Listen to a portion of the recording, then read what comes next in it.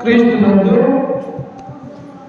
ఈ యొక్క మధ్యాహ్నకాల సమయంలో ఈ నూతన సంవత్సరమైన మొదటి రోజున గురించిన మీ అందరికీ కూడా మన రక్షకుడు ప్రభువైనటువంటి యేసుక్రీస్తు నామమున తెలియజేస్తూ ఉన్నారు.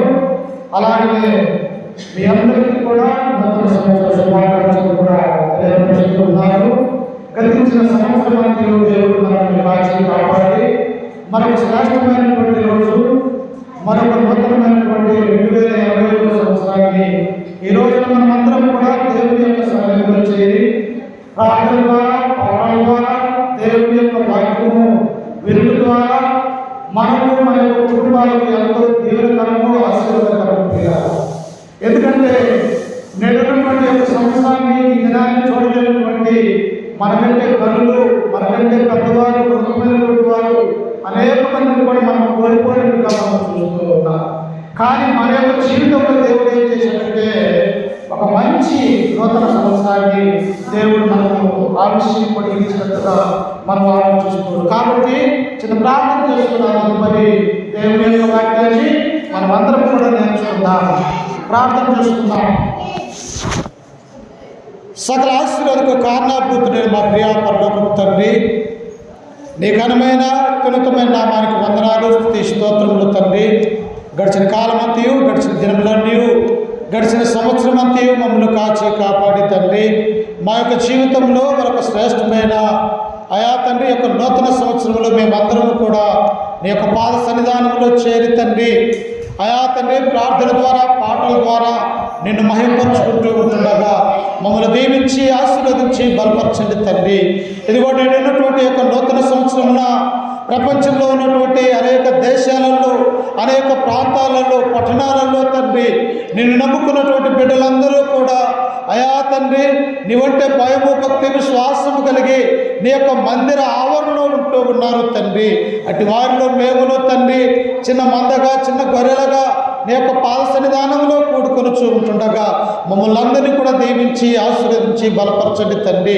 ఇదిగో తండ్రి పరిశుద్ధ గ్రంథంలో నుంచి నీ మాటలను బోధించడానికి నేను నిలబడి ఉంటుండగా తండ్రి ఎందుకు పనికిరానటువంటి నన్ను, నీ బిడ్డలకును, మాకును, మా కుటుంబాలకుని ఏ జీవపు మాటలు అవసరమై ఉన్నాయో తండ్రి ఆ మాటలు బోధించడానికి నాకు మంచి జ్ఞానాన్ని అనుగ్రహించి సహాయం చేయండి తండ్రి. ఇది అంధకార శక్తుల్ని, సైతాన్ శక్తుల్ని, అయా అల్లరి శక్తుల్ని మీరు దూరపరచండి తండ్రి. నీ కృపా, నీ ప్రేమ మా మీద ఉంచి మాకు సహాయం చేయగలరని యేసు పరిశుద్ధ నామమున ప్రార్థించి అడిగి వేడుకుంటున్నాము తండ్రి. ఆమేన్.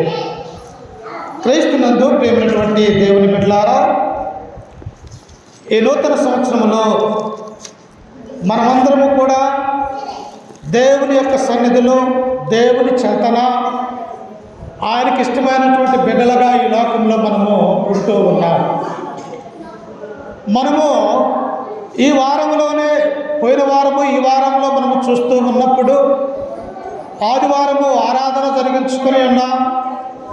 ఆ తర్వాత క్రీస్తు పుట్టుకని క్రిస్మస్ను దేవుణ్ణి ఆరాధించుకొని ఉన్నాం. ఆ తర్వాత 2 రోజుల ముందు దేవుని యొక్క సన్నిధిలో మరలా ఆదివారంలో మనం అందరం కూడా కూడుకొని దేవుని స్తుతించుకున్నాం. మరలా ఈరోజు ప్రియులారా ఈ 2025 మొదటి సంవత్సరాన మనమందరము సంఘముగా, సమాజముగా కూడుకొని దేవుణ్ణి ఆరాధించుకుంటూ ఉన్నాం. అయితే ఈ యొక్క పరిశుద్ధ గ్రంథంలో అనేక మంది భక్తుల యొక్క జీవితాల గురించి మనం నేర్చుకుంటూ ఉన్నాం. అలాగనే ప్రభు అయినటువంటి యేసుక్రీస్తు వారు కూడా ఈ లోకంలో నశించిపోతూ, ఈ లోకంలో దేవుని యొద్దకు రాలేక, ఈ లోకంలోనే ఉన్నటువంటి వారి కొరకు తండ్రి తన కుమారుడైనటువంటి యేసుక్రీస్తు వారిని ఈ లోకానికి పంపించినటువంటి వాడిగా మనము చూడగలం ప్రియులారా. ఎందుకు యేసుక్రీస్తు వారి యొక్క లోకానికి వచ్చాడు? లోకంలో ఉన్నటువంటి మానవులందరూ కూడా దేవుని యొక్క రక్షణ పొంది, దేవుని యొక్క నామాన్ని ఒప్పుకొని ఆయన ప్రభు అని, క్రీస్తు అని, ఈ లోక రాజు అని మనం అందరం కూడా మన హృదయాలలో ప్రతిష్ఠించుకొని ఆయన పేరున క్రైస్తవ అనే ఆ బిరుదుతోటి ఈ లోకంలో బ్రతకాలన్నది దేవుని యొక్క సంకల్పమైనట్టుగా మనము చూస్తూ ఉన్నాం. అందుకని ఈ సమయంలో చూడండి, పరిశుద్ధ గ్రంథంలో నుంచి అపోస్తులైనటువంటి పౌలు గారు ఎఫెసీయులకు రాసినటువంటి పత్రిక 1వ అధ్యాయము 3 నుంచి లేదా 4 నుంచి మనం చదువుకుందాం. ఒకసారి చూడండి. అపోస్తలుడైనటువంటి పౌలు గారు ఎఫెసీ సంఘానికి రాసిన పత్రిక 1వ అధ్యాయము 4వ వచనాన్ని చదువుకుందాం. ఎట్లనగా తన ప్రియుని యందు తాను ఉచితముగా మనకు అనుగ్రహించిన తన కృపా మహిమకు కీర్తి కలుగునట్లు తన చిత్త ప్రకారమైన దయా సంకల్పము చెప్పున యేసు క్రీస్తు ద్వారా తనకు కుమారులుగా స్వీకరించుటకై మనల్ని ముందుగా తన కోసం ఎన్నుకున్నాడు. ప్రియులు, ఎందుకు దేవుని యొక్క సంకల్పము మానవుడి ఎడల ఏమై ఉన్నది? ఎందుకు మానవులుగా మనల్ని దేవుడు నిర్మించి ఉన్నాడు? ఈ లోకానికి యేసుక్రీస్తు రావాల్సినటువంటి అవసరత ఎందుకు ఏర్పడది అంటే, అపోస్తలుడైనటువంటి పౌలు గారు ఎఫెసీలో ఉన్నటువంటి సంఘానికి ఆయన ఈ పత్రిక రాస్తూ తెలియపరుస్తున్నటువంటి ఆ విషయాన్ని ఏంటంటే, ఇదిగో ఈ లోకంలో ఉన్నటువంటి ప్రతి మానవులు కూడా, ప్రతి స్త్రీ పురుషులు యవనస్తులు ప్రతి ఒక్కరూ కూడా ఇదిగో దేవుడు యేసుక్రీస్తు ద్వారా మనకు ఉచితముగా ఆయన యొక్క కృప అనుగ్రహిస్తూ ఉన్నాడు కనుక ఆయన ద్వారా ఎవరైతే యేసుక్రీస్తును నమ్ముతారో, ఎవరైతే యేసుక్రీస్తును విశ్వసిస్తారో, ఎవరైతే తమ మనసును మార్చుకొని దేవుని యొక్క సన్నిధానంలో ఉంటూ ఉన్నారో అట్టి వారికి దేవుణ్ణి ఏం చేస్తాడంటే ఆయనకు కుమారులుగా కుమార్తెలుగా ఉండే గొప్ప భాగ్యాన్ని అనుగ్రహిస్తాడు. ప్రియులు, అంటే చూసారా, దేవుని యొక్క చిత్తము, దేవుని యొక్క ఆలోచన ఏమై ఉన్నది అన్నటువంటి విషయాన్ని మనం ఇక్కడ చూస్తూ ఉన్నాం. చూడండి కింద వచనములో, మనము తన ఎదుట పరిశుద్ధులమును నిర్దోషములై ఉండవలనని జగత్తు పునాది వేయబడక మునిపే ప్రేమ చేత ఆ క్రీస్తులో మనల్ని ఏర్పరచుకునేను. ఆయన ఏర్పాటు చేసుకున్నారు. ఈ లోకంలో ఉన్నటువంటి యేసుక్రీస్తు ద్వారా ఎవరైతే దేవుని యొద్దకు వస్తారో వారు నా కుమారులు, వారు నా కుమార్తెలు, వారు నేను ఏర్పరచుకున్నటువంటి జనము, వారు నా సొత్తైనటువంటి ప్రజలు అని ఎప్పుడు దేవుడు ఆలోచించాడంటే ప్రియులారా, జగత్తు పునాది వేయబడక మునిపే తండ్రి తన యొక్క సంకల్పంలో మన గురించి ఆలోచన చేశాడు. ప్రియులారా, మనం ఎప్పుడు ఆలోచన చేస్తాము?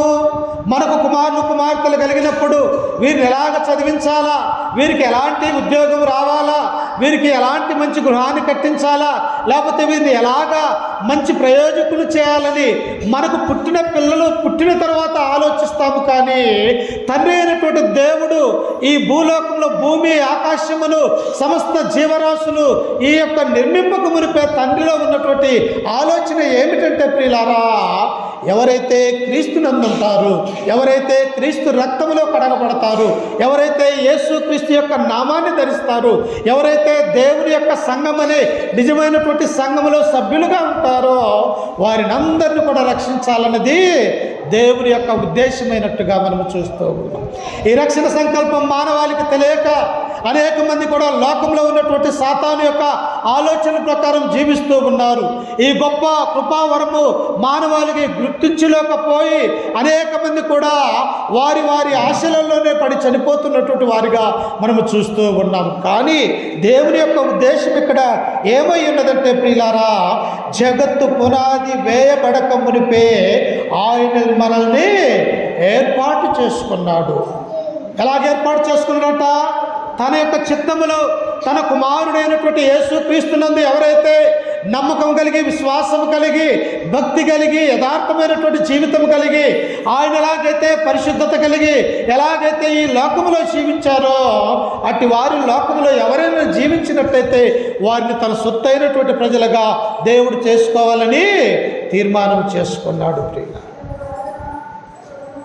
ఈనాడు కూడా అనేక మంది కూడా క్రీస్తు ఉన్నటువంటి ఆ కాలంలో కూడా లోకంలో ఉన్నటువంటి యొక్క లోకాశలకు పోక ఎలాగా నేను ఈ లోకంలో ఉన్నప్పుడే తండ్రి అయినటువంటి దేవుణ్ణి ఎరగాల, ఆ యొక్క పరలోక రాజ్యం అనేది ఒకటి ఉన్నది కదా, దాన్ని పొందుకోవాలంటే నేను ఏం చేయాలని అనేక మంది కూడా ఆలోచన కలిగినటువంటి వారిగా ఈ బైబిల్లో మనము చూడగలం ప్రియులారా. ఒకసారి చూడండి, మధ్యాహ్న కాల సమయంలో ఒక వ్యక్తి గురించి మనం ఆలోచన చేస్తూ ఉన్నాం. మత్తయి సువార్త 18వ అధ్యాయము. ప్రభు అయినటువంటి యేసుక్రీస్తు కాలంలో ఉన్నటువంటి ఒక వ్యక్తి ఎలా పొందుకోవాలా పరలోక రాజ్యాన్ని అని తన మనస్సులో అనుకుని క్రీస్తు దగ్గరికి వచ్చినటువంటి ఒక వ్యక్తి గురించి ఆలోచన చేయబోతూ ఉన్నాం. చూడండి ఒకసారి, మత్తయి సువార్త 19వ అధ్యాయము 16వ వచనాన్ని చదువుకుందాం. మత్తయి సువార్త 19వ అధ్యాయం 16వ వచనము. అంతటా ఒకడు వచ్చి,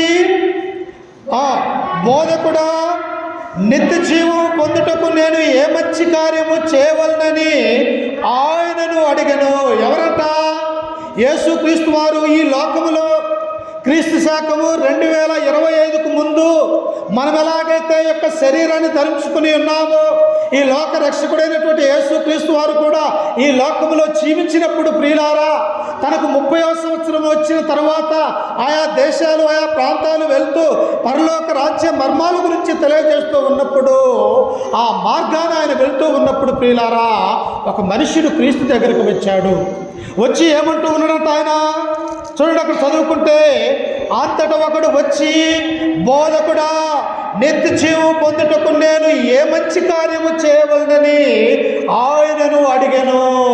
చూశారా, మానవుని యొక్క జీవితంలో ఈ లోకంలో నాకు సంతోషము లేదు, ఈ లోకంలో నాకు సుఖము లేదు, నేను సాతాను యొక్క ఆలోచన ప్రకారం ఉన్నాను కనుక నాకు ఈ లోక సంబంధమైనటువంటి విషయాల మీద కాక పరలోక సంబంధమైనటువంటి ఆ నిత్య జీవాన్ని నేను కోరుకోవాలని ఒక వ్యక్తి క్రీస్తు దగ్గరకు వచ్చి అడుగుతూ ఉన్నాడు.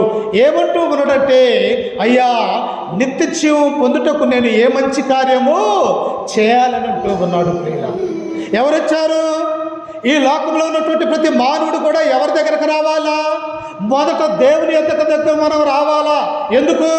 ఆయన పరలోక సైన్య సమూహమైనటువంటి ఆ సింహాసనాన్ని వదిలివేసి తన తండ్రి అయినటువంటి ఆ దేవుని దగ్గర ఉండే గొప్ప భాగ్యాన్ని వదిలివేసుకొని ఈ భూమి మీదకి మానవులను రక్షించడానికి యేసుక్రీస్తు వారు స్వయంగా శరీరధారిగా వచ్చి ఉన్నాడు కనుక మనము మనం చేయవలసినటువంటి పని ఏమిటి అంటే ప్రియులారా, మనము దేవుని యొద్దకి రావాలి. ప్రియులారా, మా అధికారి దగ్గరికి మనం వెళ్తామా, లేకపోతే అధికారులు మన దగ్గరకు వస్తారా?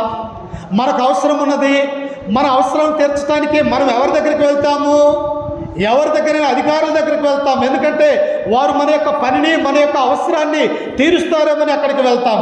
అలాగనే మానవులుగా ఉన్నటువంటి మనము కూడా ఆ నిత్య రాజ్యాన్ని, నిత్య స్వాస్థాన్ని పొందాలంటే మనము మొదటగా ఎవరి దగ్గరికి వెళ్ళాలంటే ప్రియులారా, దేవుని యొద్దకు మనము వెళ్ళాలి. ప్రియులారా, ఎందుకు దేవుడు అంటాడు? మత్తయి సువార్త 11వ అధ్యాయం 28వ వచనం అంటాడు, ప్రయాసపడి భారం మోసుకొనుచున్న సమస్తమైన వారలారా, నా యొద్దకు రండి, నేను మీకు విశ్రాంతిని కలగజేస్తాను. అంటే లోకంలో సమస్తమైనటువంటి భారాలు ఉన్నాయి ప్రియులారా. అది పాప భారము.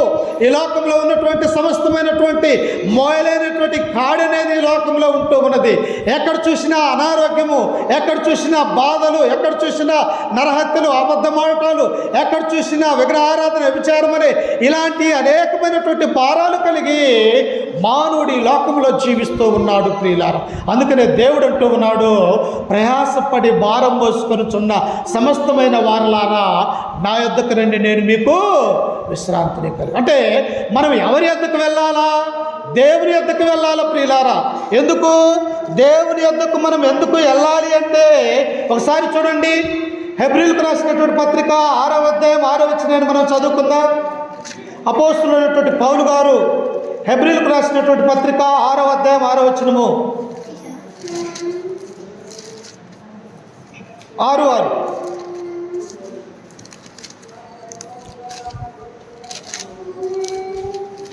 ఒకసారి 11:6 చేయండి. 11:6 హెబ్రీయులకు రాసినటువంటి పత్రిక 11:6 వచనం. విశ్వాసము లేకుండా దేవునికి ఇష్టడై ఉండుట అసాధ్యము. దేవుని యొద్దకు వచ్చువాడు ఆయన ఉన్నాడనియు తన్ను వెదుకు వారికి ఫలము దయచేయువాడు అనియు నమ్మవలెను కదా. ఎలా ఉండాలంట? నీకు విశ్వాసం లేకపోతే అసలు ఈ మందిరానికే రాలేము. మనం వస్తామమ్మా, లోక సంబంధమైనటువంటి ఏ పనులన్నా చేసుకుంటూ ఉన్నాం. మనలో ఇప్పుడు ఏమున్నదంట? దేవుడంటే ప్రేమ ఉన్నది, దేవుడంటే విశ్వాసం ఉన్నది, దేవుడంటే నమ్మకం ఉండబట్టే నేను ఆ దేవుని యొక్క మందిరానికి వెళ్తే నన్ను, నా కుటుంబాన్ని దేవుడు దీవించి ఆశీర్వదించుతాడు. నా కొరకు ఏర్పాటు చేసినటువంటి ఆ నిత్య జీవాన్ని దేవుడు నాకు ఇస్తాడని మనము నమ్మకం కలిగి దేవుని మందిరంలో ఉన్నాం. అందుకని ఇక్కడ పౌలు అంటూ ఉన్నాడు, ఓ హెబ్రీలారా, మీరు ఆయా ప్రాంతాలలో, ఆయా పట్టణాలలో మీరు దేవుని యొక్క వాక్యం వింటూ ఉన్నప్పుడు విశ్వాసం లేకుండా దేవునికి ఇష్టడై ఉండుట అసాధ్యము. విశ్వాసం లేకుండా దేవునికి ఇష్టంగా బ్రతుకుతామమ్మ మనం? బ్రతకగలమా? అసలు ఈ లోకంలో మనం జీవించగలమా? విశ్వాసం అనేది, నమ్మకం అనేది లేకపోతే ఈ లోకంలో అసలు దేవుని యొద్దకు రాగలుగుతామా? అందుకని ఇక్కడ ఏమంటూ ఉన్నాడంటే, ఆయన దేవుని యొద్దకు వచ్చువాడు ఆయన ఉన్నాడనియు తన్ను వెదుకు వారికి ఫలము దయచేయువాడనియు నమ్మవలెను కదా. ఏ నమ్మకంతో రావాలంట? దేవుని యొద్దకు వచ్చువాడు ఆయన ఉన్నాడని మనం నమ్మాల. ఎలా ఉన్నాడంట ఆయన? ఆయన మహోన్నతుడిగా, సర్వోన్నతుడిగా, సర్వ సృష్టికి ఆది సంభూతుడిగా, ఈ లోకాన్ని సృజించినటువంటి వాడిగా, ఈ లోకము సృజించినప్పుడు ఒక వ్యక్తిగా, దేవుని యొక్క కుమారుడుగా ఈ లోకంలో ఉన్నాడని మనం ఏం చేయాలంటే ఖచ్చితంగా నమ్మాలి, విశ్వసించాలి. నేను దేవుని మందిరానికి వెళ్తే ఆయన నాకు ఫలము దయచేస్తాడన్నటువంటి ఆ విశ్వాసం నీ నాలో ఎప్పుడైతే ఉంటుందో అప్పుడు మనల్ని దేవుడు చూస్తాడన్నటువంటి విషయాన్ని ఇక్కడ మనం చూస్తూ ఉన్నాం. అందుకని అక్కడ ఒక యవనస్తుడు వచ్చి అక్కడ అడుగుతూ ఉన్నాడు, అయ్యా, నిత్య జీవం పొందటానికి నేను ఏ మంచి కార్యము చేయాలి అని ప్రభు అయినటువంటి యేసుక్రీస్తును ఆ మత్తయి సువార్త 19వ అధ్యాయంలో అడుగుతూ ఉన్నాడు. ప్రియులారా, అందుకు చూడండి యేసు ఏమంటూ ఉన్నాడు. మత్తయి సువార్త 19వ అధ్యాయము 17వ వచనంలో, అందుకైన మంచి కార్యమును గురించి నన్నెందుకు అడుగుచున్నావు? మంచివాడొక్కడే, నీవు జీవములో ప్రవేశింపగోరిన ఎడల ఆజ్ఞలు గైకొనమని చెప్పెను. ఏమంటూ ఉన్నాడంట యొక్క యవనస్తుడితోటి దేవుడు, అయ్యా, నిత్య జీవాన్ని పొందుకోవాలంటే, పరలోక రాజ్యంలో నేను చేరాలంటే, ఈ లోకంలో నేను బ్రతుకుతున్నప్పుడు నేను ఏ మంచి కార్యాలు చేయాలన్నప్పుడు ఈ యేసుక్రీస్తు అంటున్నాడు, ఏమంటూ ఉన్నాడంటే ప్రియులారా, అక్కడ మంచి కార్యముల గురించి నన్నెందుకు అడుగుతూ ఉన్నావు? తెలుసు నీకు, మోసే ద్వారా దేవుని యొక్క ధర్మశాస్త్రాన్ని ఆ యొక్క తండ్రి అయినటువంటి దేవుడు మీకు అనుగ్రహించాడు. ఏది మంచో, ఏది చెడో, ఏది చేయాలో, ఏది చేయకూడదో, ఏది సత్యమో, ఏది అసత్యమో, ఏది పాపమో, ఏది నీతో, ఏది యథార్థతో, ఏది దుర్మార్గమో, ఇవన్నీ కూడా ధర్మశాస్త్రములో దేవుడు మోసే ద్వారా మీకు ఇచ్చాడు. కనుక మంచి కార్యముల గురించి నన్నెందుకు అడుగుతూ ఉన్నావు? నువ్వు లేఖనాలను చదవలేదా అని చెప్పేసి క్రీస్తు ప్రభువారు యవనస్తుడితోటి తెలియపరుస్తూ ఉన్నాడు. ప్రియుల, నిజంగా మనకు తెలియదా ఏది మంచి మార్గమో, ఏది చెడ్డ మార్గమో, ఏది సరైనటువంటి మార్గమో? దేవుడు మనకు దేవుని యొక్క గ్రంథములో తన ప్రవక్త ద్వారా మనకు రాయించినటువంటి ఈ గ్రంథము మనకు ఉన్నప్పుడు ఈ గ్రంథాన్ని చూసి మనము నేర్చుకోవాలి ప్రియుల. అందుకని ఇక్కడ దేవుడు ఏమంటూ ఉన్నాడట, అందుకు ఆయన మంచి కార్యముల గురించి నన్నెందుకు అడుగుచున్నావు? మంచివాడు ఒక్కడే. ఎవరంట మంచివాడు? ఈ లోకములో భూదిగంతముల వరకు కూడా మానవులుగా ఉన్నటువంటి వారందరూ కూడా ఏ ఒక్కడు కూడా మంచివాడు కాదు ప్రియులారా. ఎందుకు? రోమీలకు రాసినటువంటి పత్రిక 3:11 అంటాడు, నీతిమంతుడు లేడు, ఒక్కడును కూడా లేడు, దేవుని గ్రహించువాడు ఎవడును లేడు, అందరూ కూడా ఏకముగా పనికిమాలిన వారే. అంటే లోకంలో ఉన్నటువంటి ప్రతి మానవుడు కూడా పాపి అనేటువంటి విషయాన్ని మనం గుర్తుంచుకోవాలా. పాపులుగా ఉన్నటువంటి మనము పరిశుద్ధత కలిగి ఈ లోకంలో జీవించాలంటే మనం ఈ లోకంలో ఏం చేయాలంటే మంచి కార్యాలు చేసేవారిగా ఉండాలి ప్రియుల. అందుకని ఇక్కడ దేవుడు అంటూ ఉన్నాడు, మంచి కార్యముల గురించి నన్నెందుకు అడుగుతూ ఉన్నావు? మంచివాడు ఒక్కడే. ఎవరు ఆ ఒక్కడు? ఆయనే పరలోకమందున్న తండ్రి అయినటువంటి దేవుడు, ఆయన కుమారుడైనా క్రీస్తు ప్రభువారు అన్నటువంటి విషయాన్ని మనం గుర్తుంచుకోవాలి ప్రియుల. పాపం అనే ఈ లోకములో యేసుక్రీస్తు వారు 33 సంవత్సరాలు ఉన్నప్పటికీ కూడా ఆయన ఏ పాపము లేనివాడటువంటి వాడిగా మనం చూస్తాం ప్రియులారా. అందుకే కింద వచనంలో మనం చదువుకుంటే చూడండి, ఆయన మంచి కార్యముల గురించి నన్నెందుకు అడుగుతున్నావు. ఇంకా కింద వచనంలో చూడండి ఒకసారి, మంచివాడొక్కడే నీవు జీవములో ప్రవేశింపగోరిని ఎడల ఆజ్ఞలను గైకొనమని చెప్పెను. అమ్మా, మనం పరలోక రాజ్యంలో చేరాలంటే, మనందరం కూడా నిత్య రాజ్యంలో ఉండాలంటే దేవుడు చెప్పినటువంటి మాట ఇక్కడ ఏంటో తెలుసా? దేవుని యొక్క ఆజ్ఞలను గైకొనమని దేవుడు చెబుతూ ఉన్నాడు. దేవుని యొక్క మాట వినమంటున్నాడు. నా మాట వింటే తప్ప నీకు నిత్యరాజ్యం లేదు, నా మాట ప్రకారం నీవు జీవిస్తే తప్ప నీకు పరలోక రాజ్యం అనేది లేదు. మంచివాడు ఒక్కడే. ఆ ఒక్కడు ఎవరు అంటే యేసుక్రీస్తు వారు మాత్రమే. మరి లోకంలో ఉన్నటువంటి వారందరూ కూడా పాపులు అన్నటువంటి విషయాన్ని ఇక్కడ గ్రంథం మనకు సెలవిస్తూ ఉన్నది.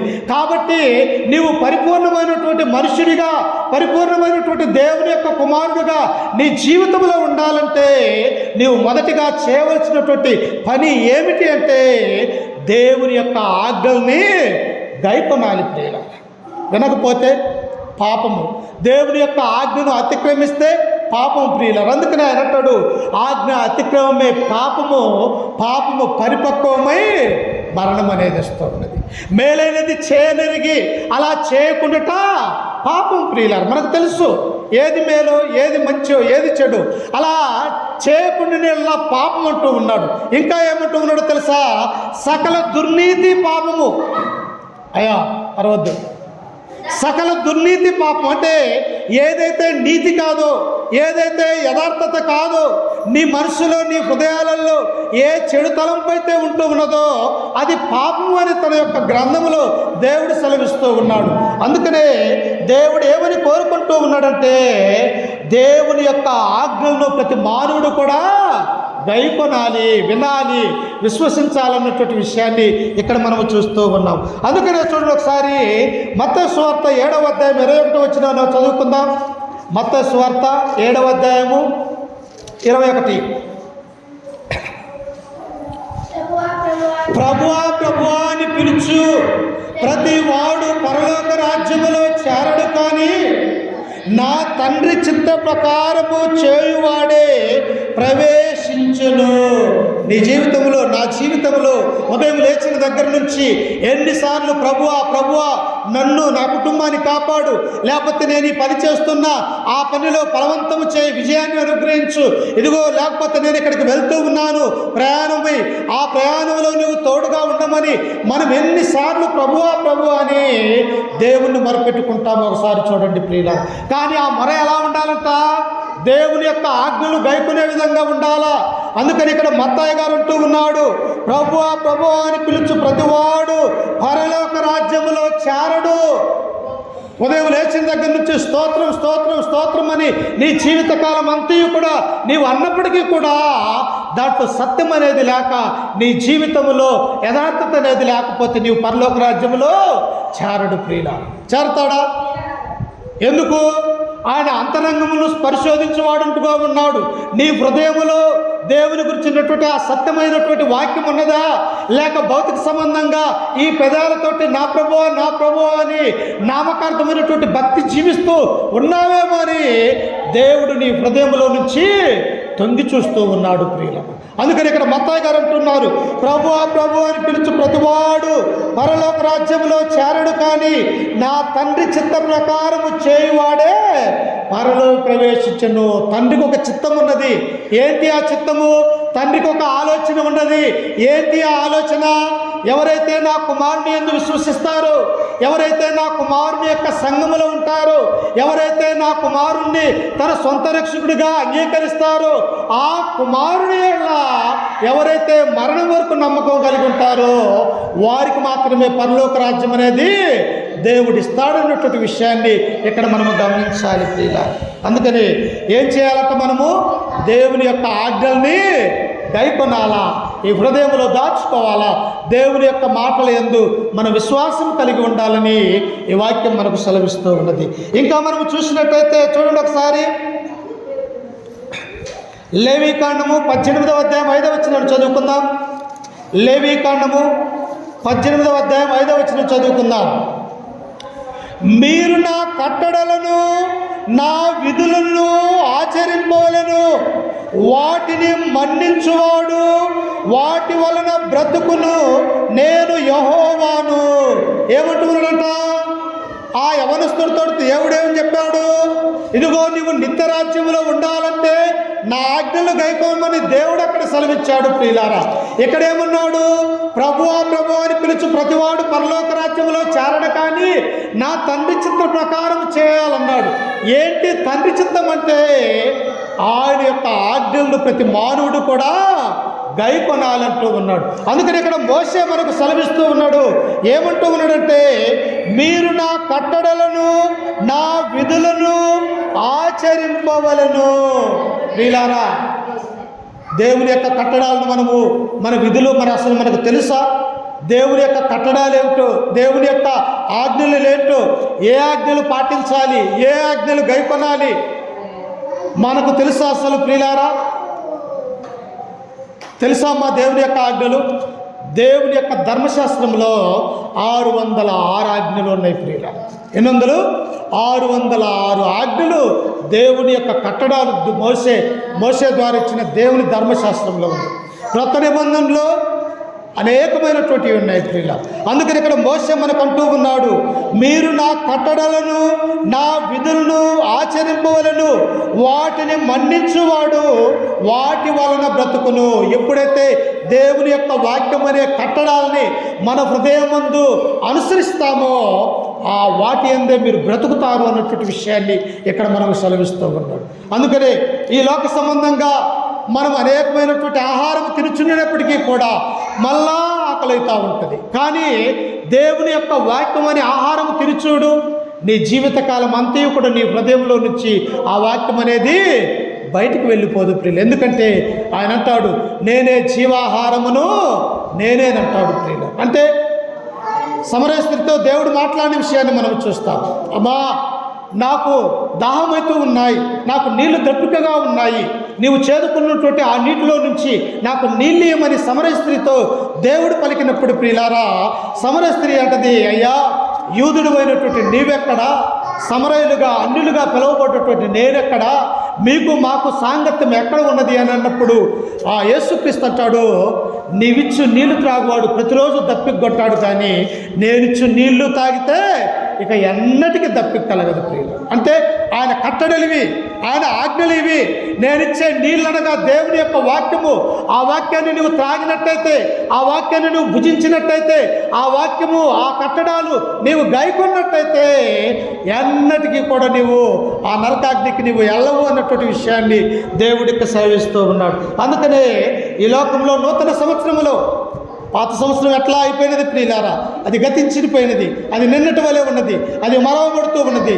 కానీ ఈ నూతనమైనటువంటి సంవత్సరంలో దేవా, నీ కట్టడాలను, నీ యొక్క ఆజ్ఞల్ని నేను గైకొంటాను, నీ వాక్య ప్రకారం నేను ప్రవర్తిస్తాను, నీలో ఉంటాను, నా యొక్క బ్రతుకును మార్చుకుంటాను, నేను యథార్థవారుగా ఈ లోకంలో నేను జీవిస్తాను, నీతిమంతులుగా ఉంటాను అని మనం తీర్మానం చేసుకొని ఈ నూతన సంవత్సరంలో దేవుని యొక్క ఆజ్ఞలకు మనము విధేయత కలగాలి. ప్రియ, అందుకనే దేవుడు అంటాడు, నీవు బలులను అర్పించుట కంటే యెహోవా మాట దగ్గరగా ఉండి ఆలకించుట మేలు అని సమూయేలుతో దేవుడు అంటాడు. ప్రియుల, మన జీవితంలో మీరు బలులు అర్పించినా, లేకపోతే ధనాన్ని అర్పించినా, లేకపోతే కానుకల రూపంగా వేసినా కానీ అవి దేవునికి ఇష్టం లేదు. ప్రియుల, ఏంటి ఇష్టము? సమీపించి ఆలకించుట ఎంతో శ్రేష్టమని దేవుని యొక్క వాక్యము మనకు సెలవిస్తూ ఉన్నది. ఇంకా మనం చదువుకున్నట్లయితే చూడండి ఒకసారి, లూకా సువార్త 13వ అధ్యాయము 24వ వచనాన్ని ఒకసారి చూడండి. ఒకసారి లూకా సువార్త 13వ అధ్యాయము 24వ వచనాన్ని చదువుకుందాం. 13:24.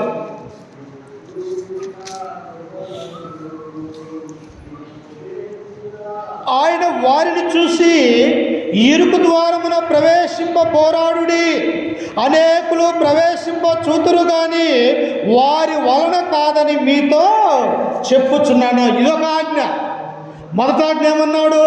మీరు సర్వలోకులకు వెళ్ళి సర్వ సృష్టికి సువార్తను ప్రకటించండి అని అక్కడ చెబితే, ఆ తర్వాత ఇక్కడేమంటూ ఉన్నాడు?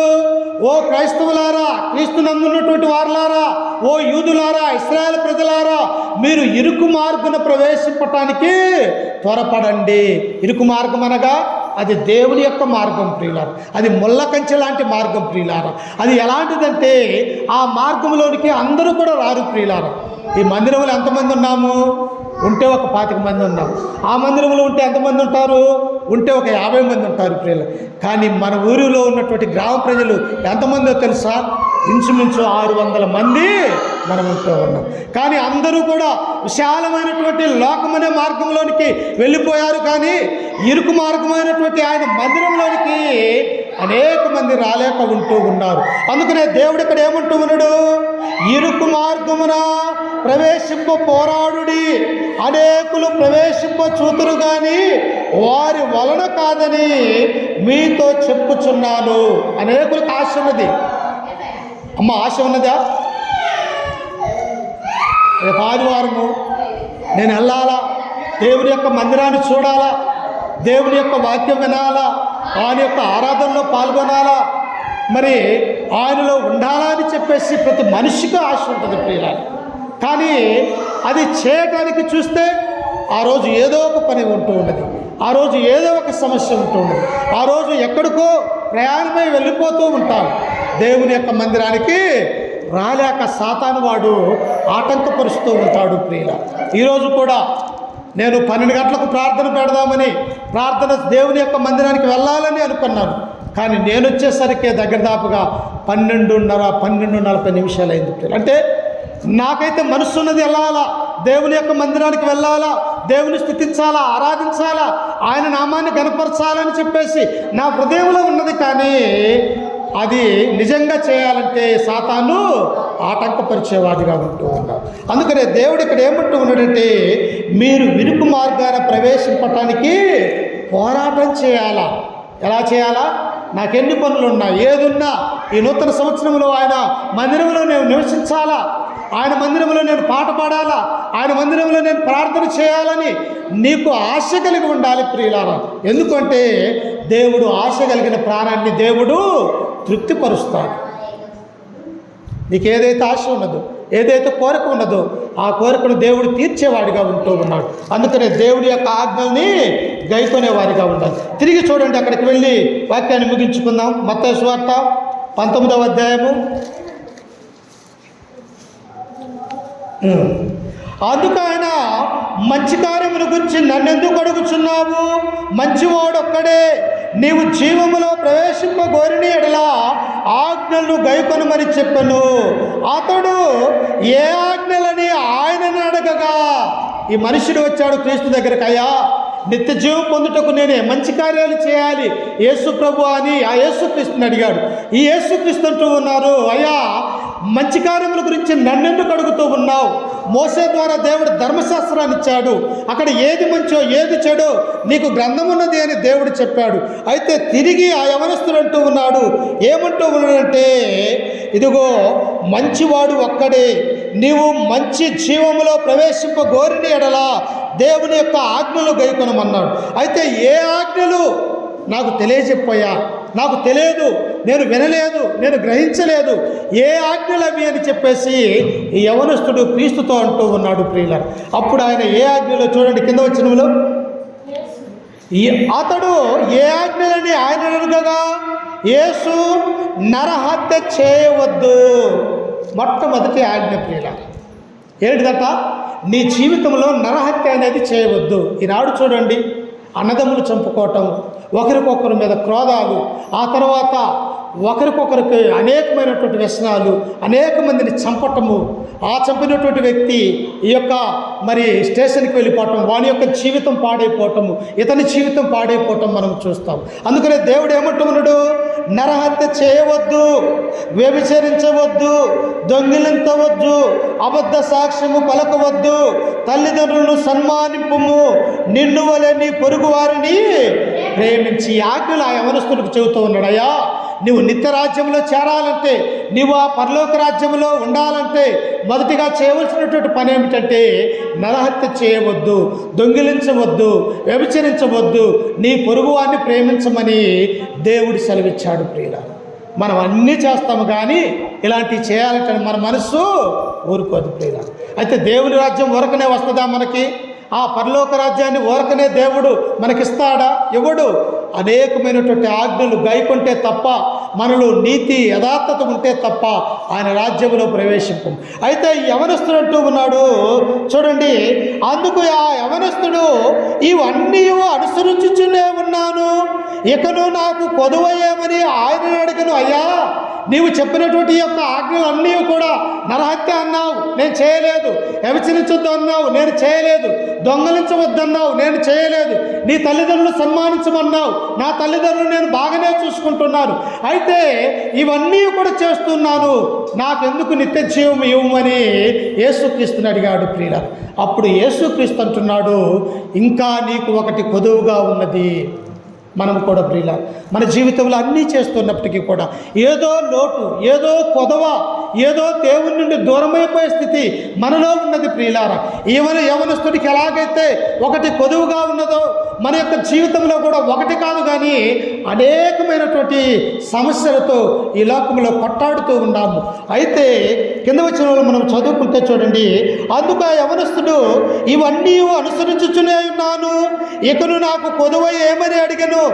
అందుకు యేసు, పరిపూర్ణుడొకటకు నీవు కోరిన ఎడలా పోయి నీ ఆస్తిని అమ్మి బీదలకిమ్ము, అప్పుడు పరలోకమందు నీకు ధనము కలుగును. మంచిదే, ఇవన్నీ కూడా నువ్వు మంచిగానే ఆజ్ఞలు గైకుంటున్నావు యవనస్తుడా. అయితే నీకు ఒకటి కొదువుగా ఉన్నది. ఏంటి అంటే, ఇదిగో నీకున్నటువంటి ఆస్తిని అమ్మి ఆ ధనాన్ని ఎవరికి ఇమ్మంటున్నాడట? బీదలకి ఇమ్మన్నాడు. ఎవరిస్తారమ్మా? ఊరకు ప్రార్థనకు రమ్మంటే ఒకవేళ వస్తారేమో కానీ, లేకపోతే దేవుని యొక్క సన్నిధిలో ఒక గంట ఉండమంటారేమో కానీ, మనకున్నటువంటి ఆస్తిని లేకపోతే మనకున్నటువంటి ధనాన్ని ఇతరులకు పంచమంటే అసలు ఒక్కలమన్నా వస్తామా? ఎవరం కూడా దేవుని యొక్క మందిరానికి రావు. కానీ ఈ యవనస్తుడితో దేవుడు అంటున్నాడు, నీకున్నటువంటి ఆస్తిని అమ్మి ఆ డబ్బుని ఏం చేయమంటున్నట? నీ పక్కనున్నటువంటి బేదలకు ఇవ్వమని అన్నాడు. ఎప్పుడైతే ఈ యేసుక్రీస్తు ఈ మాట అన్నాడో ఆ యవనస్తుడు మిగులు వ్యసన పడ్డాడు. ఏంటి? నేను సంపాదించుకున్నటువంటి నా ధనాన్ని, నా ఆస్తిని నేను ఎలాగ బేదలకు ఇస్తాను? అందుకనే దేవుడు అంటాడు, బేదలకు అప్పిచ్చువాడు దేవునికి రుణస్థుడు అంట ప్రియ. ఎవరైతే బేదలకు సహాయం చేస్తారు, ఎవరైతే ఆపదలలో ఉన్నవారికి, బాధలలో ఉన్నవారికి చేయందిస్తారో అతడు యెహోవాకు అప్పిచ్చేవాడుగా ఉంటూ ఉన్నాడు. ఈ యవనస్తుడు ఏం చేశాడంటే ప్రియులారా, అప్పుడు 22వ వచనం, అయితే ఆ యవనస్తుడు మిగులు ఆస్తి గలవాడు గనుక ఆ మాట విని వ్యసన పడుచు, అయ్యా నీ పరలోక రాజ్యం వద్దు, నాకు నీ నిత్య జీవం వద్దు, నాకేది వద్దయ్యా, నాకు ఈ ఆస్తే కావాలని చెప్పేసి దేవుని నుండి వదిలి వెళ్ళిపోయాడు ప్రియులారా. అయితే నీ నా జీవితంలో మనం అలా ఉండక ఈ నూతన సంవత్సరంలో దేవుని పట్టుకొని దేవుని అందే ఉండి ఆ నిత్య జీవము కొరకు ఎన్ని ఆజ్ఞలైతే బైబిల్లో ఉంటూ ఉన్నాయో ఆ ఆజ్ఞలన్నీ కూడా గైకొని మన యొక్క జీవితము ముందుకు కొనసాగాలంటే దేవుని యొక్క ఆజ్ఞలను మనమందరము గైకొనే వారిగా ఉండాలి ప్రియులారా. ధనాన్ని ప్రేమించకూడదు, ఈ లోకాన్ని ప్రేమించకూడదు. ఈ లోకంలో ఏమున్నదంట? శరీరాశ, నేత్రాశ, జీవపు డంబము, ఈ మూడు కూడా తండ్రి వలన పుట్టినవి కావు అని దేవుని యొక్క గ్రంథం మనకు సెలవిస్తూ ఉంది. కాబట్టి యవనస్తుడు ఏం పోగొట్టుకున్నాడు? ధనాన్ని ఆశించి ఆ నిత్య రాజ్యాన్ని పోగొట్టుకున్నాడు. నీ నా జీవితంలో ఈ లోక సంబంధమైన ఆశించి ఆ దేవుని యొక్క రాజ్యములో చేరకుండా ఈ లోకములో నశించిపోయే వాటిని మనము కోరుకోకూడదు ప్రియులారా. ఆ నిత్య రాజ్యము కొరకు మనం అందరం కూడా ఎదురు చూడాలని, దేవుని యొక్క ఆజ్ఞలు గైకొనాలని, ఈ నూతన సంవత్సరంలో మనమందరం కూడా దేవుని యొక్క సన్నిధానంలో ఉండాలని చెప్పేసి ఈ వాక్యం ద్వారా మిమ్మల్ని హెచ్చరిస్తూ ఈ మాటలను నన్ను నేను కూడా హెచ్చరిక చేసుకుంటూ ఓపికతో మీ అందరికీ మన రక్షకుడు ప్రభు అయిన యేసుక్రీస్తు నామమున వందనాలు తెలియజేస్తూ ఈ వాక్యాన్ని ముగించుకుంటూ ఉన్నారు. చిన్న ప్రార్థన చేసుకుందాము. ఆ తదుపరి నూతన సంవత్సరంలో ఏ కార్యక్రమము అలాగనే వాగ్దానాలు ఉన్నవి, ఈ వాగ్దానాలు కూడా తీసుకొని ఈ నూతన సంవత్సరంలో దేవుని యొక్క వాక్యం ద్వారా ఆయన సన్నిధిలో మొట్టమొదటి రోజున ఆయన మందిరంలో మన యొక్క జీవితాన్ని ప్రారంభించటము జరుగుతూ ఉన్నది. చివరి ప్రార్థన చేసుకుందాం. అందరూ మోకరించినట్టయితే ప్రార్థన చేసుకుందాం. చివరి ప్రార్థన. మమ్మల్ని మిక్కిలిగా ప్రేమించిన మా ప్రియ పరలోకపు తండ్రి, ఈ ఘనమైన అత్యున్నతమైన నామానికి వందనాలు, స్తుతి స్తోత్రములు తండ్రి. కాపాడి మా యొక్క జీవితంలో శ్రేష్టమైన అయా తండ్రి, ఈ నూతన సంవత్సరంలో మొదటి రోజైన అయా మొదటి సమయాన్ని మాకు అనుగ్రహించిన విధానాన్ని బట్టి నీకు చెల్లిస్తూ ఉన్నాం తండ్రి. గతించినటువంటి సంవత్సరం అంతయు మమ్మల్ని కాచి కాపాడి అయా తండ్రి రకరకాల మమ్మల్ని భద్రపరుచుకుంటుంది. మా యొక్క జీవితంలో తండ్రి మరొక శ్రేష్టమైన అయా తండ్రి మొదటి తారీఖు మొదటి నెల 2025వ సంవత్సరంలో తండ్రి ఈ పాద సన్నిధానంలో చేరి ఇప్పటి వరకు తండ్రి ప్రార్థన ద్వారా, పాటల ద్వారా, దేవుడి యొక్క వాక్యం ద్వారా నేను మహిమపరుచుకున్నాను. ఇదిగో తండ్రి, అడుగుని దివ్యముడు ఎదుగుని దొరకదును తట్టుని తరపు తీసేదని వాగ్దానం చేసిన దేవ, ఇదిగో మేము అడుగుతూ ఉన్నాం. బైబిల్లో ఉన్నటువంటి నీ మాటలను కైకొని నీ ఆజ్ఞల ప్రకారం తండ్రి అయా నీ మార్గము ప్రకారం ఈ లోకములో మేము జీవించడానికి సహాయం చేయండి తండ్రి. ఈ లోకములో తండ్రి సాతాను యొక్క ఆలోచన ప్రకారం పోక అయా మా మనసును మార్చుకొని తండ్రి నూతనమైనటువంటి మనసు, నూతనమైనటువంటి బుద్ధిని అయా తండ్రి నూతనమైనటువంటి హృదయాన్ని మాకు కలుగు చేయండి తండ్రి. ఇదిగో తండ్రి రాతి లాంటి గుండెను తీసివేసి మాంసం గుండెను మాకు అనుగ్రహించండి తండ్రి. ఈ వాక్యాన్ని తెలుసుకొని వాక్య ప్రకారం ప్రవర్తించడానికి సాయం చేయండి తండ్రి.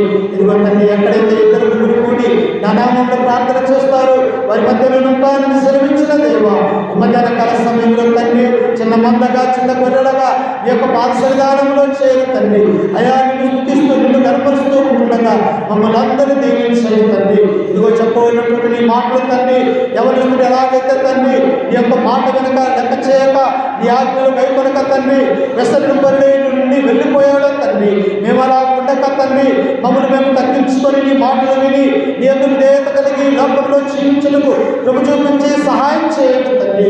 ఇదిగో సంఘాన్ని గురించి ప్రార్థిస్తూ ఉన్నాం, సంఘంలో ఉన్న ప్రతి ఒక్క కుటుంబాల గురించి ప్రార్థిస్తూ ఉన్నాం. ఈ నూతన సంవత్సరంలో ఇంకనూ ఎవరైనా మనసు మార్చుకొని పోతే, ఇంకనూ నీ సన్నిధానానికి రాలేకపోతే తండ్రి అట్టి వారందరినీ ఈ నూతన సంవత్సరంలో నడిపించి సహాయం చేయండి తండ్రి. గతించిన సంవత్సరం అంతా నీకు దూరముగా ఉన్నాం, నీకు ఆయాసకరమైనటువంటి పనులు చేస్తూ మా యొక్క జీవితంలో ఒక సంవత్సరము గతించిపోయినది తండ్రి. మరొక నూతన సంవత్సరంలో మా ఈ సంవత్సరం అంతా కూడా తండ్రి నీ పాద సన్నిధానంలో పెరుగుటకు సహాయం చేయండి తండ్రి. ఇదిగో సంఘంలో ఎవరైనా తండ్రి అనారోగ్యం కలిగి ఉండటం అనారోగ్యాన్ని తీసివేయండి తండ్రి. ఈ నూతన సంవత్సరంలో తండ్రి నూతనమైనటువంటి ఆలోచన కలిగి తండ్రి మంచి ఆరోగ్యాన్ని నీ బిడ్డలకు అనుగ్రహించి సహాయం చేయండి తండ్రి. ఇదిగో ఆనాడు దినాలలో తండ్రి జన్మ తినచ్చు, త్రాగచ్చు, పెళ్లిళ్ళు చేసుకోవచ్చు, వరిష్టానుసారమైనటువంటి జీవితం జీవించినప్పుడు రానే వచ్చినది జలప్రలయము తండ్రి. ఆనాడు ఉన్నటువంటి లోకము జలప్రలయములు నశించిపోయినది తండ్రి. అలా ఉండక దేవుడు తండ్రి నీ యొక్క భయము, భక్తి, విశ్వాసం కలిగి నమ్మకము కలిగి విధేయత కలిగి నీ పాద సన్నిధానములు నీ పాదాల చెంత బ్రతకడానికి సహాయం చేయండి తండ్రి. ఇదిగో తండ్రి ఎంతమంది అయితే ఈ యొక్క నూతన సంవత్సరంలో నీ మందిరాలకు వచ్చి ఉన్నారు తండ్రి, మాతో పాటు కొన్ని కోట్ల మంది, లక్షల మంది ఆయా దేశాలలో ఆయా ప్రాంతాలలో సంతోషంతో సమాధానంతో ఆయా యొక్క నూతన సంవత్సరం వేడుకలు జరుపుకుంటూ నిన్ను మహిమపరుస్తూ ఉన్నారు తండ్రి. మేము నీ యొక్క సన్నిధానంలో ఉంటుండగా ఎంతమంది అయితే నీ సన్నిధానంలో ఉన్నారు వారి వారి కుటుంబాలను దీవించండి, ఆశీర్వదించి బలపరచండి తండ్రి. ప్రతి ఒక్కరూ కూడా మారు మనసు కలిగి అయా తండ్రి యొక్క సన్నిధానానికి నడిపించి సహాయం చేయండి తండ్రి. అయా తన యొక్క మధ్యాహ్నకాల సమయంలో చెప్పబడినటువంటి నీ మాటలు నీ యొక్క వాక్యము తండ్రి నీ బిడ్డల యొక్క హృదయాలలో ఫలించి బలాభివృద్ధి చెందించుటకు సహాయం చేయండి తండ్రి. ఇలా నుండి మేము మట్టివారికి తండ్రి మా బ్రతుకు నీటి మీద బుడగలాంటి జీవితం తండ్రి అంతలోనే కనపడి అంతలోనే మాయమైపోయే ఆవిరి వంటి బ్రతుకులో బ్రతుకుచూ ఉన్నాము తండ్రి. మమ్మల్ని మేము గర్వించుకొనక మమ్మల్ని మేము తగ్గించుకొని ఎవడైతే తను తగ్గించుకుంటాడో పరలోక రాజ్యంలో హెచ్చింపబడతాడని వాక్యం సెలవిస్తుంది. యేసుక్రీస్తు వారు దేవుని కుమారుడై ఉండి పరలోక రాజ్యంలో దేవదూతలతో నిత్యము పరిశుద్ధుడు అని పిలుచుకునే గొప్ప భాగ్యాన్ని వదిలివేసి మా పాపములను తీసివేయడానికి మమ్మల్ని రక్షించడానికి దేవుని కుమారుడిగా మనిషి కుమారుడిగా మానవుని యొక్క శరీరాన్ని ధరించుకొని ఈ లోకానికి వచ్చినాడు తండ్రి. ఈ లోకానికి వచ్చాడు, తన ప్రాణాన్ని తన యొక్క రక్తాన్ని మా కొరకు ఆ కలువరిగిరిలో చిందించి మమ్మల్ని అందరినీ కూడా నీకు కుమారుడుగా కుమార్తెలుగా చేయడానికి ఆయన మరణించి సమాధి చేయబడి తిరిగి లేచిన ఆయన యొక్క స్వార్థను వెదజల్లుటకు సహాయం చేయండి తండ్రి. ఇంకా అనేక మంది తండ్రి మారు మనసు కలిగి లేక నశించిపోతూ ఉన్నాడు. ప్రభు అయినటువంటి యేసుక్రీస్తు అంటున్నాడు తండ్రి, ఏ ఒక్క ఆత్మ కూడా నశించుకోవడానికి నాకు ఇష్టం లేదు, ప్రతి ఒక్కరు కూడా ఆ రక్షింపబడాలి, దేవుడిలో ఉండాలి, క్రీస్తు సంఘంలో సభ్యులుగా ఉండాలని ఆయన ఆది సంకల్పమై ఉంటూ ఉన్నది తండ్రి. మమ్మల్ని మేము కట్టుకొచ్చు తండ్రి.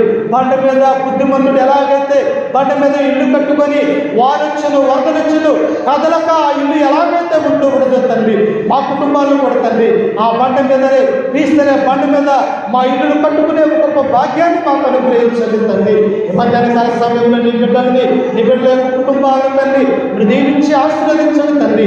ఎంతమంది అయితే రాలేకపోయారు అటు వారందరూ మరొక సమయాన మరొక ఆదివారంలో మేమందరం కూడా కలుసుకొని నిన్ను స్థుతించుకునే గొప్ప భాగ్యాన్ని మాకు అనుగ్రహించండి తండ్రి. ఇది జరగబోయే కార్యక్రమంలో తండ్రి పలహారం తీసుకొచ్చినటువంటి నీ బిడ్డల తండ్రి నీ బిడ్డల కుటుంబాలను మీరు దీవించి ఆశీర్వదించి బలపరచండి తండ్రి. ఇదిగో తండ్రి చిత్తముని రాకడ ఆలస్యమైతే మరొక సమయంలో మీ మందిరంలో చేరి నిన్ను మైపుచ్చుకునే గొప్ప భాగ్యాన్ని మా అందరికీ అనుగ్రహించగలని మనములు మా రక్షకుడు మా ప్రభువైన యేసు పరిశుద్ధ నామమున ప్రార్థించి అడిగి వేడుకుంటున్నాము తండ్రి. ఆమేన్.